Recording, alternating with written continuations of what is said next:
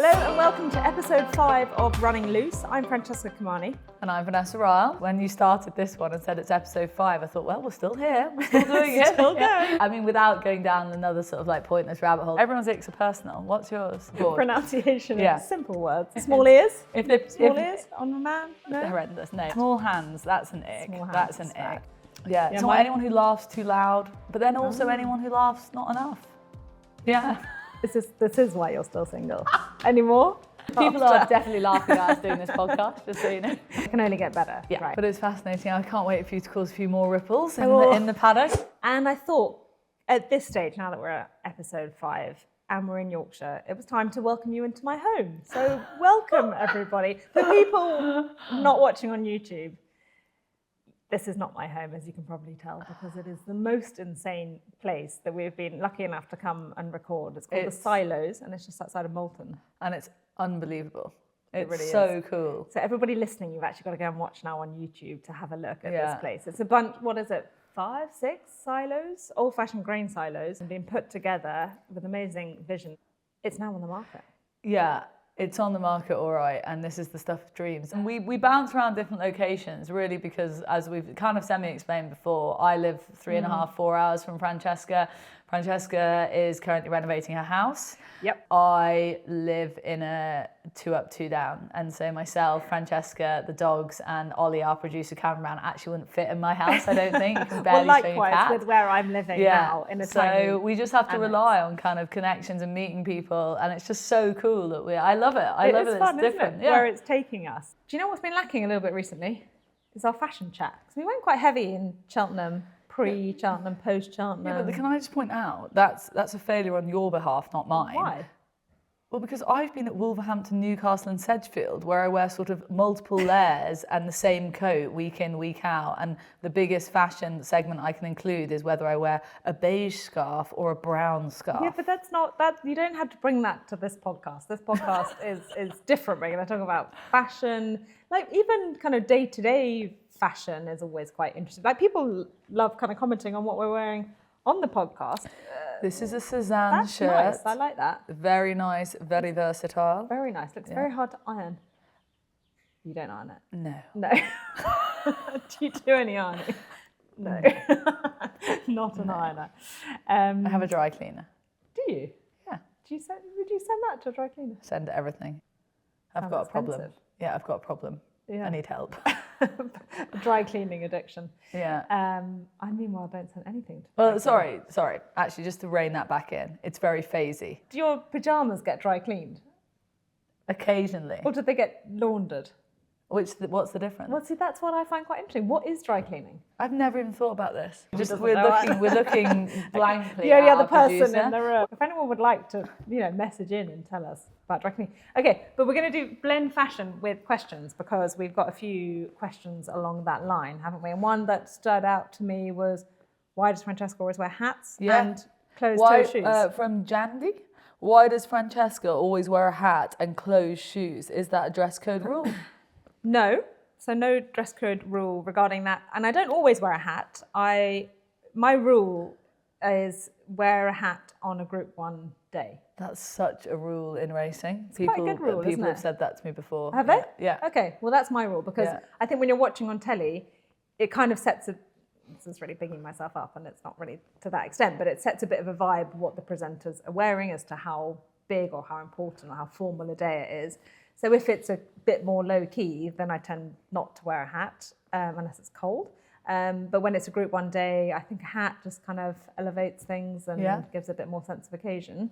And when we had the hat chat, didn't we? It doesn't have to be a hat or a fascinator or just something on your head. And then the shoes, I wear closed-toe shoes because, like you, in the paddock, going around with horses, if a horse were to sidestep and land on me, admittedly, a little suede closed-toe heel isn't really going to, not like a steel toe cap. Not going to help boot. you. It's not going to help a huge amount, but I think it's not a great vibe having kind of strappy, No, I would sandally agree with things that. I on just wouldn't with ever horses. think to wear like sandally shoes around horses full stop. No. Just not. And a block heel is obviously Classic, key yeah. because anything skinny is just going to go into the ground. Yeah. I've done that a few times, walking along with the horses and suddenly, I've lost my shoe. God, that's horrendous. That is horrendous. Step back a few strides, get my shoe and kind of keep going. Nice. So you've learned lessons. Well done. Yeah. Luke has asked, are you keeping your hair short? Well, Luke, it's a very timely question. Luke. Here we It's go, a very Luke. timely question because, as you can see, I am definitely keeping it short because it's been cut recently and it is very short. Do you know why? Go on, tell me. Because when you have babies, your hair grows when you're pregnant a lot, and then it all falls out after you've had them. Not all of it, your face. Your hair Not falls all out. of it, but a lot of it. Yeah. Reason 98, not to have children. Yeah, it falls out. And so now I basically have a regrowth of about 3 inches of like really thick, tufty hair under here, and the rest of it's quite kind of fine. So I think by keeping it short, just bulks out a bit until it's all So caught not up again. only does your hair actually start falling out after you have kids, but the other thing that kids do is they rip your hair out.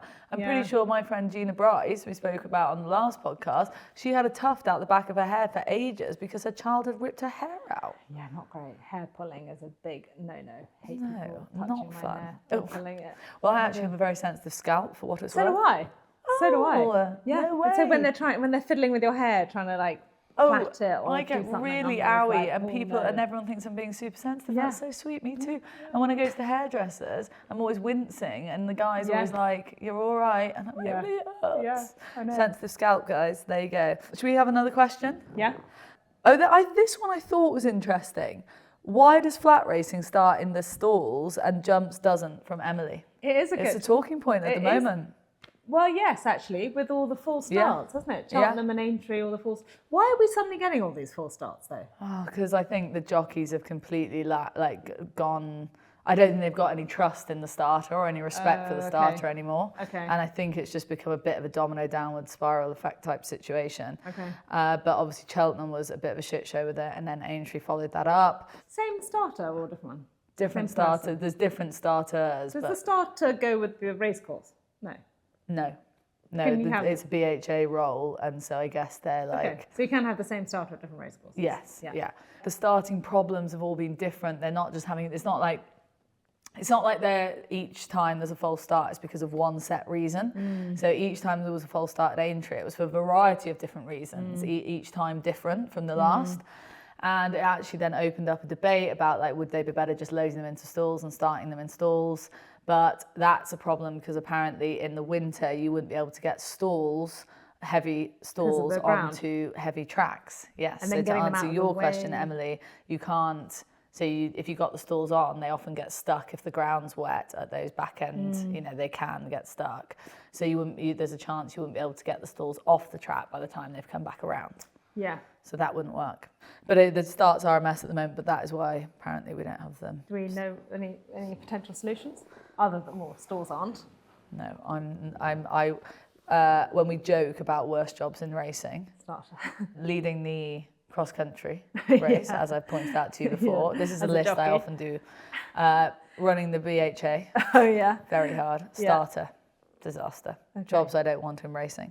Anyway, what have you been up to recently? Been quite busy with work, quite Yeah. busy. It's a busy period, isn't it? Like we spoke about before, that crossover from the jumps to the flats. There's been quite a lot of work stuff going on.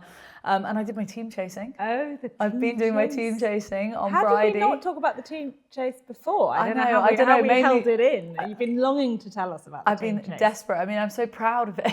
I'm so proud of the fact to keep getting round. I'm just thrilled with myself. So, Someone did get in touch after episode 3 saying, "Oh, I'm so glad now I finally know what a team chase is because we explained it. half race, half Point to point, Yeah. half cross country. It's either fastest time wins or an optimum Yeah. time. Different levels, novice, intermediate, and open, and they're all And- intermediate and open are pretty big.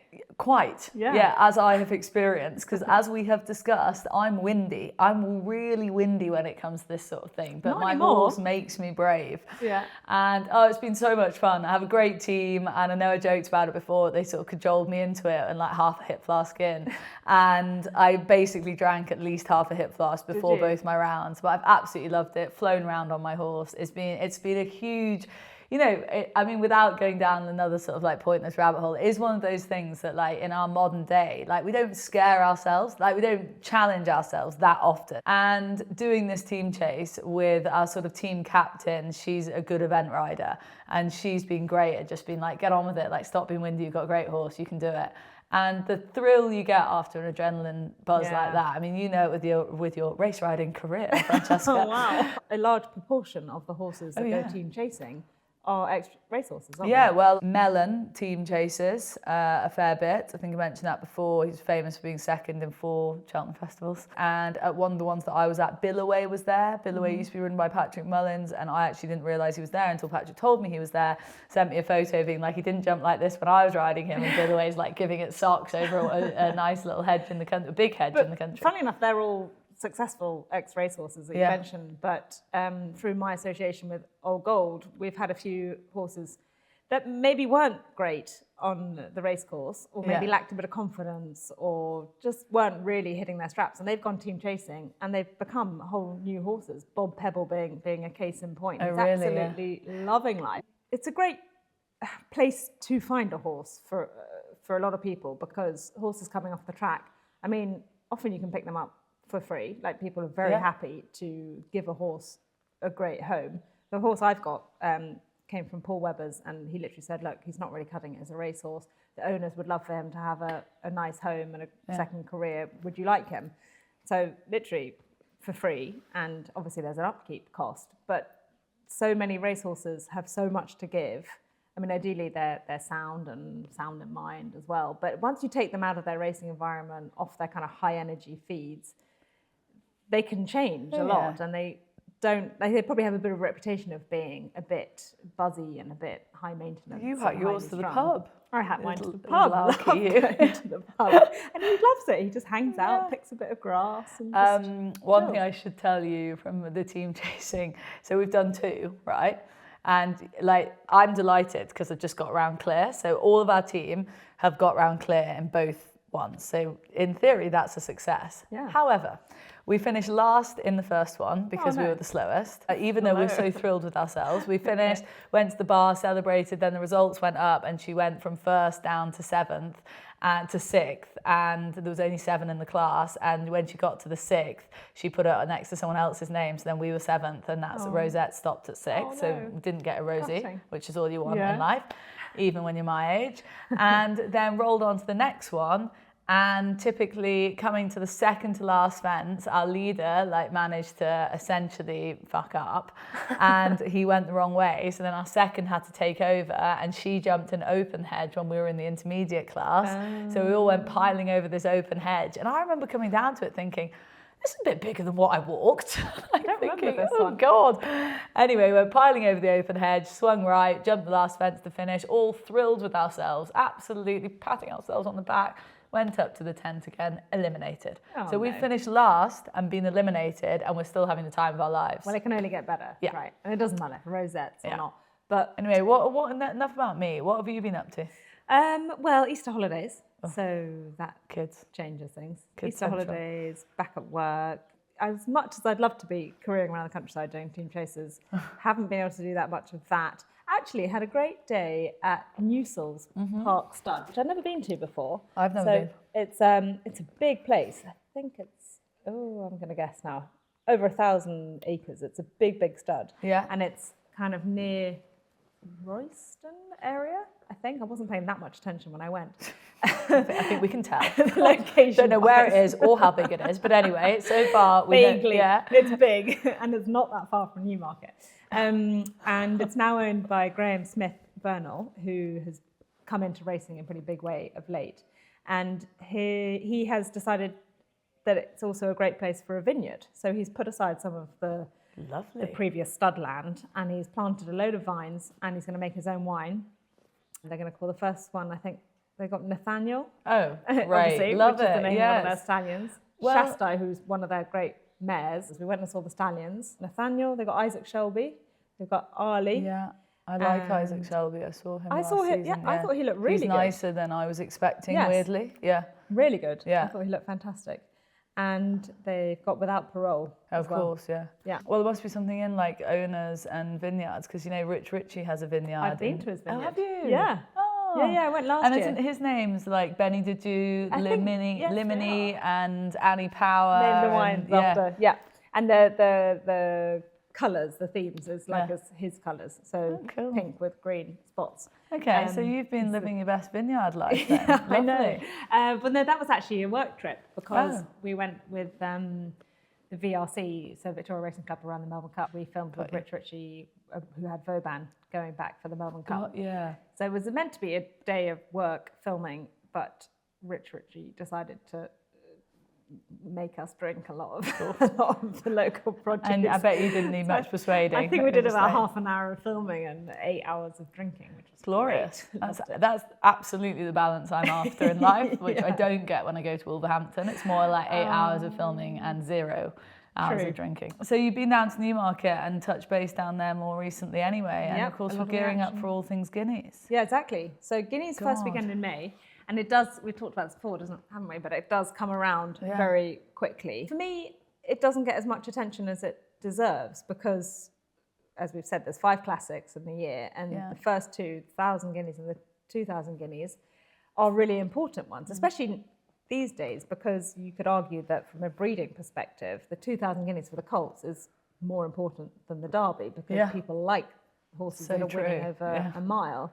And it just sort of like creeps up on us, and then it just happens. And I think a lot of it is the fact that in recent times, many of the winners haven't had a prep race, have they? They haven't run in that season. We're quite reliant on getting the chat out of the stables, which of course we've had in the run-up. Like Aidan's obviously great with his, but the Lion in Winter seems backward, won't make it. That was the latest update as we record this now, but it might have changed. But Fairy Godmother out.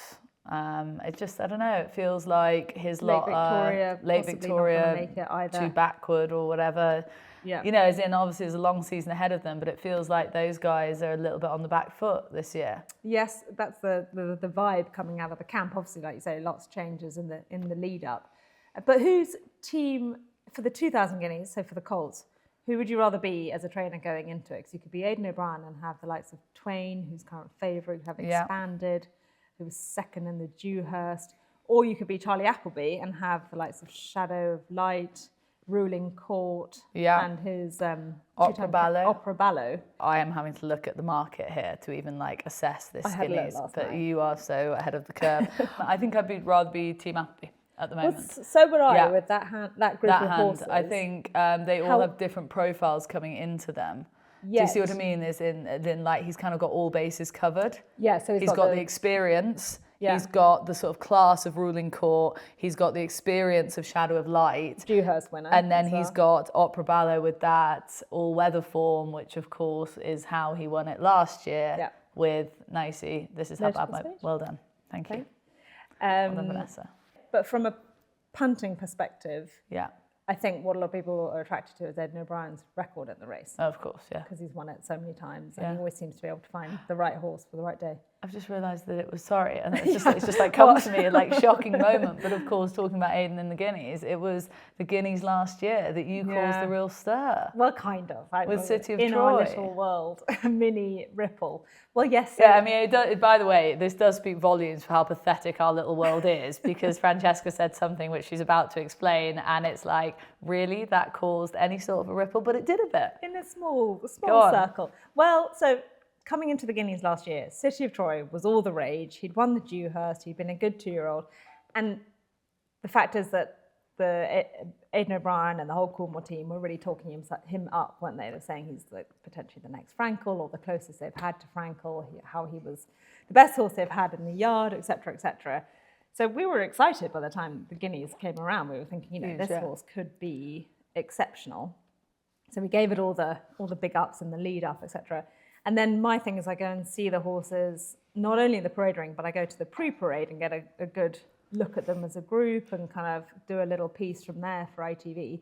So I got there and I was looking at them all, and then I just thought, City of Troy just looks a bit small and just a bit light, a bit of kind of lacking middle and lacking presence. And often when they're transitioning from 2 to 3, you want to see what they've turned into over the winter. Have they grown? Have they strengthened? Have they turned from a boy into a man?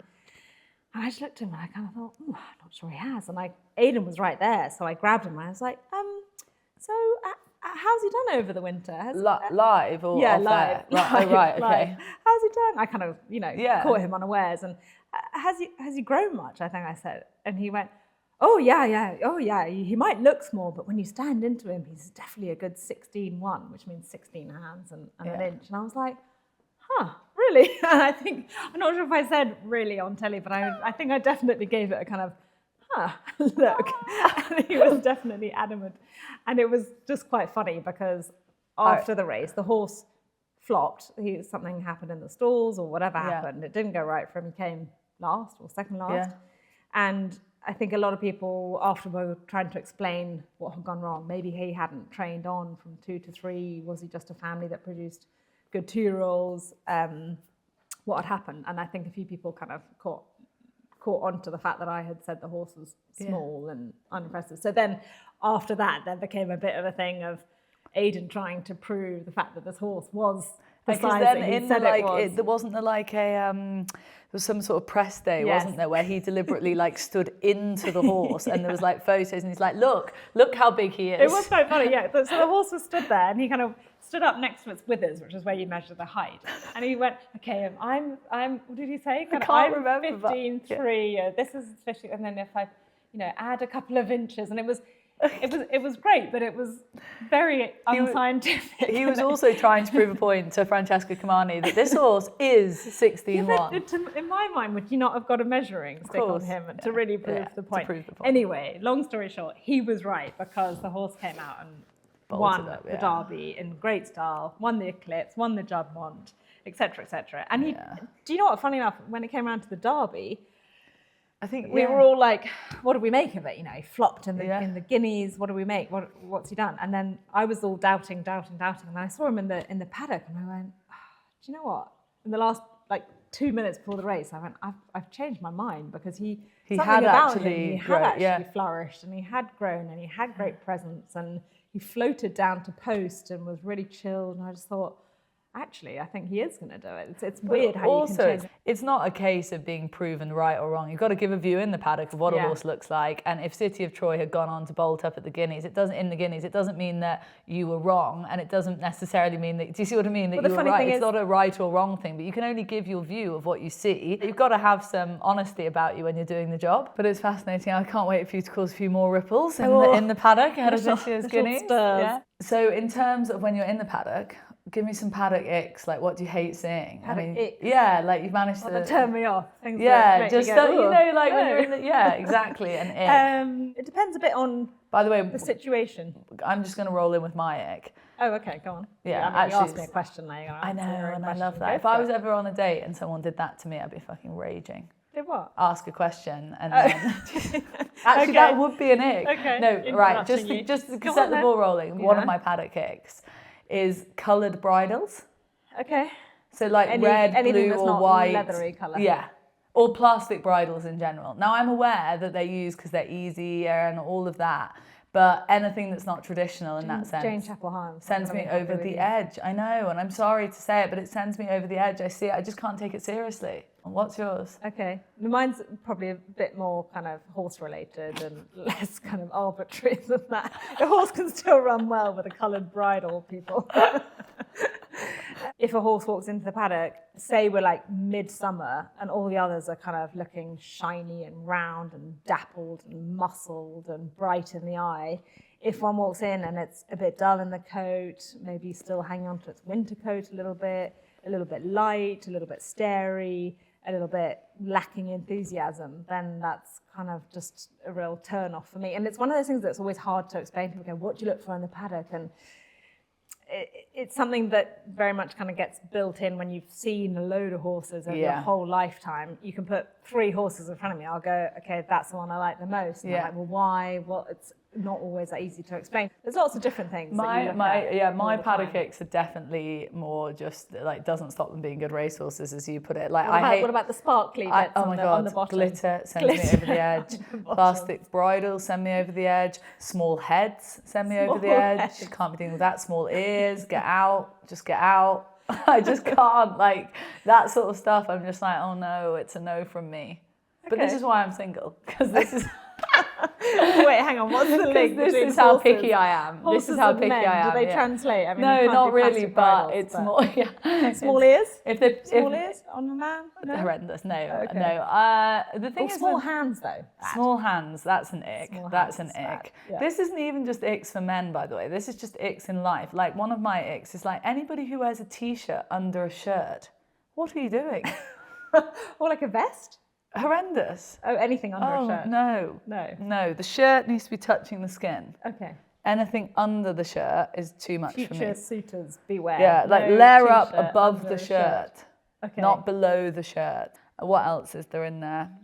Oh God, not wearing socks with shoes, that's a basic one. Yeah. Small hands, correct. Anyone who can't pronounce simple words correctly, horrendous. You're with me on that. I'm definitely with you on that. Yeah. Again, this isn't, before anyone has a go at us, this isn't us women slagging men. These are my icks with men and women across the board. Across the board. Pronunciation of simple words. Yeah. It's not anyone who laughs too loud, but then also anyone who laughs not enough. Yeah. This is why you're still single. Any more? I think we should stop there before I put off anyone else. I wish we could have a kind of weekly update on Vanessa's love life. Can we have a segment? No, it'd have to be I kind of toned don't know. down. It would have to be toned down. There's a lot going on. Oh, really? No. So nothing to report. I'm joking. There's nothing to report. Minimal to report, and I definitely wouldn't be reporting it on this podcast. But if I ever got any really significant news, I would tell you. Okay. As in, when I say significant, I just mean a date, full stop. Okay, good. Well, keep us informed. Yeah. Well, what else are we looking forward to flat-wise? Have you, like, in terms of, I mean, I've sort of, as you can probably tell, I'm only just getting my head in the game for all things flat racing at the moment. But because I've been on the all-weather circuit a little bit, I keep seeing, I'm meeting a few more new names coming through the ranks a little bit. Well, I did notice that on the first day at Doncaster. New names in the training ranks, new names in the jockeys ranks. Is there anyone particular who's caught your eye? Mason Patel. Have you heard of him yet? He's an apprentice with James Owen, but he was with Mark Lotnane. So sort of was with the like Billy Lotnane sort of route through, but he's actually moved to James Owen's yard and he's getting quite a few opportunities there. And it was Mark who originally flagged him up to me at the back end of last year as an apprentice to follow. I think he's had great success in the pony ranks and then obviously coming through as a proper jockey now. And he's riding really well, sort of won... had a first winner way back in the back end of last year and then has obviously ridden the all-weather tracks, which really gives those lads, a real grounding of like tricky tracks, tight tracks before they get to their claim with the turf season upcoming. So I think his claim will be used to really good effect. But also, I've just done a few interviews recently with people and, they come off a horse and they've ridden a Class 5 or Class 6 winner. And it's not everyone who can give you a good debrief on a race like that. And there's been a couple of lads just recently, and I've just thought, like, good on you for coming out and, having that. I know not everyone can be brilliant in front of camera. Like, lots of people get nervous, lots of people don't want to say the wrong thing, all of that stuff. But it was William Pyle that I interviewed up at Newcastle, I think it was, or maybe it was Wolverhampton. Well, he was one of them anyway.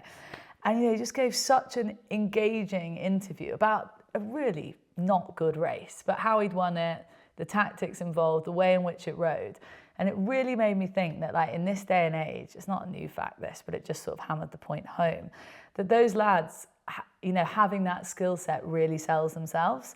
They can sell themselves. And it made me think, like, I want to say to some of those lads that go a bit shum and lasses, use this moment. Like, people are watching at home, and if they think you can do a good debrief or they think you're thinking about a race, they might ring up when they've got a runner with a trainer and say, I want to use William Pyle, or I want to use... That's a good point. How important do you think it is? Because a lot of jockeys will say, oh, well, I just let my riding do the talking and it's not that important. But I just think in this day and age, that's such a backward view. There's been some other people, I actually made a list. So Tom Kylie Marshall, I interviewed him. He gave me a really good interview. Sean Curran, another one. And then Jack Power over jumps. He again rode just like a low-level winner at Newcastle. And he was just so, I was engaged with what he was saying. And I know what you're saying. Okay, you can let the riding do the talking, but we live in 2025. Like, those replays are everywhere on social media and being sent around on WhatsApp groups. And, if you can use a different angle to get rides, I just think that it's a wasted opportunities, is what I'm saying. Do you think the tone is set in the weighing room by the older jockeys, the more senior jockeys? But when you've got some of those older, more senior jockeys being the types that say very little, go around in circles, give two-line answers, they must set the precedent for how the younger lads do it. So then I can only imagine that if you're then a younger lad or lass, and you go out there and you're a £7 claimer, but you give it socks in your interview, like, do people take the piss out of you when you go back in? I don't know. Like, I've never been in a weighing room, but I can only imagine that maybe they do. If you give an opinion on how a race rode, how you won a race, or the tactics, you giving an opinion, so you're there to be shot at. It's a much easier option to give 2 lines and say you're thrilled and then walk off. But it's not the braver option, and it's not the way to, I don't know, I just think in this modern day and age, like, you see other sports people using social media to such good effect, and it's made me think more recently how far behind our participants are in that department. It's interesting because I would probably compare it naturally with what I've seen in Australia, and the jockeys in Australia are much more aware of the importance of it, of the importance of a good engaging interview afterwards. The example that springs to mind is a jockey called Craig Williams, who is very expressive after a race, very happy to talk to anyone and everyone, very good at thanking people, owners, trainers, etc. But the difference I feel there is that the owners get a lot more say, or like to have a lot more say. So they'll be quite quick to say to their trainer, oh, we don't want so-and-so, we want to replace them with so-and-so. And they get a lot more say, which I wonder maybe hasn't quite happened here yet. No, might. Maybe not. But that's interesting. I didn't realise it was more like that in Australia than over here. Yeah. But again, like, I've never owned a race. I'm talking from quite and I'm also aware, as I say all this stuff, so, this is what we do. We talk in front of a camera, and we're very, we enjoy it. It's our job, and luckily we can do it just about, I think. just about for you. Yeah. I'm acutely aware it doesn't come naturally, especially to a lot of those younger lads. I think that's the thing. There's a bit of training going on. But there's training going on, Yeah. So they're being given. Yeah, the social media thing, you look at some of those sports stars who are really authentic on their social media, and then as a result, they've got this huge following. There's that, and now I can't even say her name correctly, but she's the American rugby player, Iona Meyer, I think she's called. And she really came to the fore during the Olympics last year. She did all this behind the scenes content just from her own social media.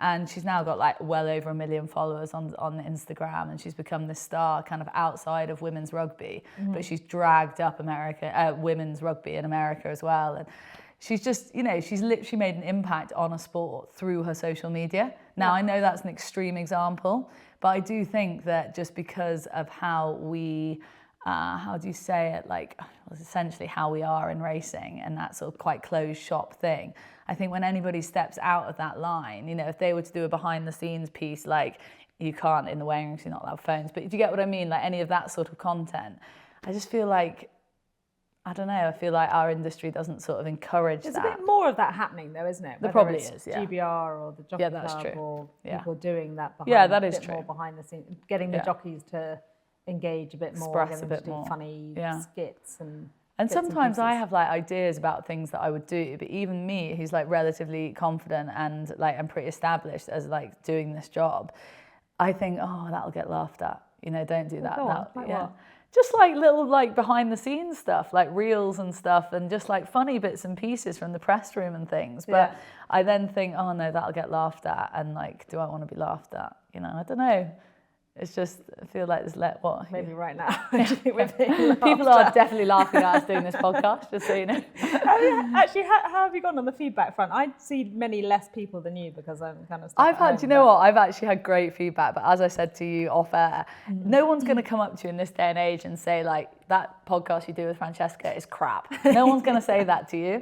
And so I've had loads of very sweet people come up to me and say that they're really enjoying it, which is fab. But I'm also acutely aware there will be people that are sending this around on a WhatsApp group being like, can you believe they're doing this? And, you know, it's funny, like we were talking about, you know, we did the cheekbones bit and it's just a joke, but it's just like, again, it's just, I think what we're doing is like, there's not really anything like this out there in the little racing world that we live in.